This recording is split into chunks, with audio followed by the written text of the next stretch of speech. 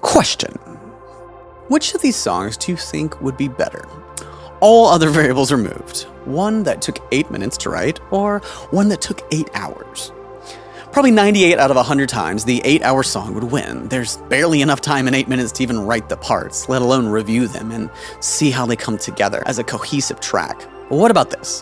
What about having 8 hours to write a song versus 8 months?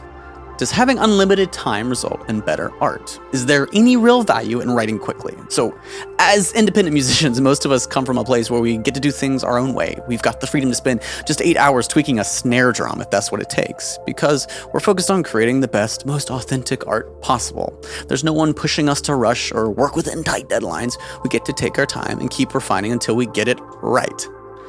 Except this happened. Somehow, after a decade plus of working this fully indie way, I found myself stepping into the mainstream music industry. Big budget studios, fancy songwriters, and lots of money to be made and lost. A world where things move fast and are made fast. Like, really fast. I'd grown so accustomed to the patient, meticulous process of endless rewrites and tweaks. My entire approach to writing music and art was based on that slow, deliberate pace. So suddenly hopping into an LA studio with high-profile songwriters who expect you to crank out great ideas on the spot. Yikes. Now, if just hearing about this situation makes you go, blech, I get it. I'm right here with you. But bear with me, because this clash of two worlds kind of taught me something I never really understood as a fully independent musician.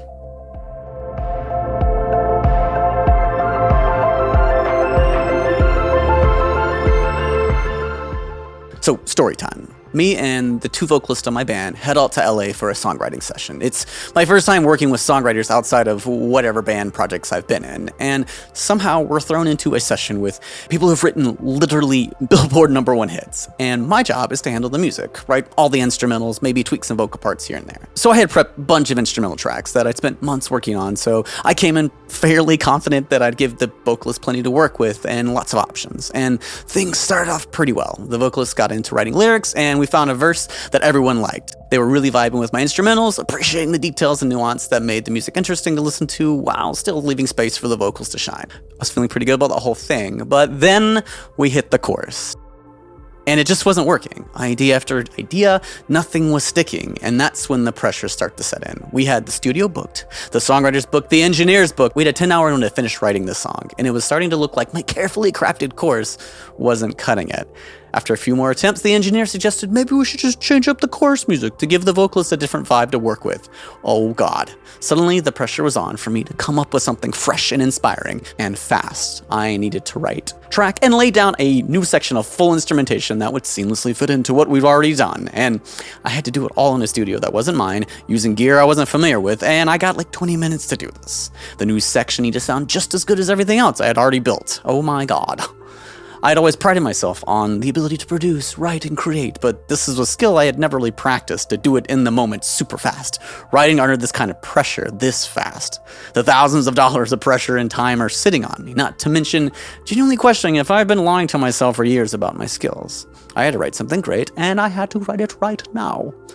So the songwriters took a break, I got to work. I wrote a whole bunch of different motifs, just trying to fly through them. And when I found one I thought had potential, I started building out their instrumentation around it. There was no time to second guess myself, no time to write my usual 50 variations and pick the best one. I didn't have my normal lengthy vetting process of every piece I was used to. This had to work. I built out the drums, bass, and melodic elements, and within 20 minutes, I had a fully orchestrated demo chorus with all the instruments tracked. Was it good? I had no idea. I had no perspective on my work with moving this fast, but I'd know soon. The others walked back in, literally platinum record-holding songwriters, about to see if I have what it takes. Long story short, it worked. Within an hour, they had written the lead vocal for the chorus, everything's cooking, and that track ended up getting over 1 million streams in literally just 2 months. We did it, and it was only because I was able to write fast. Now, the question is, was the song better because I had to write it on the fly? Well, for the song, as much as I hate to admit it, yes, to adapt, rapidly change, and create new ideas in the moment allowed us to build a better and much more cohesive track, especially in a collaborative environment. Some ideas just won't work, and being able to let go and create new ones quickly means we don't get married and we don't cling to parts that don't serve the song. So, easy answer, right? Well, when it comes to our inner artist and the real reason why we started making music in the first place, it's a less clear-cut answer. Do I still like my original course? Absolutely. I even prefer it in isolation, but forcing the vocalist to write over something that wasn't working for the whole track as a whole would have made the song worse. There's a George Lucas quote that fits here. It's not a matter of how well can you make a movie. It's how well can you make it under the circumstances. Because there's always circumstances. And you cannot use that as an excuse. And this experience exposed something in me. I need to develop both the practical skills, but more so the emotional willingness to be able to write really quickly if the need arises. Because the need will arise. There will be situations where your art will suffer if we can't. Even if it's not from a time clock in an expensive studio, it can be an inspiring emotional state we're in, that if we can't quickly capture it, it's gone. If we can only write in perfectly controlled circumstances, we massively limit ourselves in the art that we can create. And it's something we don't need to worry about early in our artistic journey, but as we evolve and become more skilled and develop our abilities to create and the work ethics to take our art seriously, there's something that often happens, this gentle push towards becoming artistic workaholics. Meaning that we develop a pride in how much time and effort we put into a piece of art, subliminally teaching ourselves that more invested equals a better song or more authentic and genuine. And if I had had an extra 10 hours to write that course, would it have been better? If I hadn't felt the anxiety and pressure of a ticking clock or worried about wasting money or looking like a fool, probably not. I would have been more emotionally attached to it, but that doesn't mean it would have been better for the song itself. And let me be clear, I'm not thrilled about this realization, and I prefer a world where more investment from me equates a better track. That's the whole point, right? I didn't start making music just to churn out more songs. I started to create art I care about, to obsess about, to pour my authenticity to, and revise until it's the best it can be. And we're not really alone in this, though. You see interviews all the time of artists who released a lot of music, and there's always that one track that resonates with people that they kind of just wrote really quickly, almost as a throwaway. I remember this Trent Reznor interview about their first hit.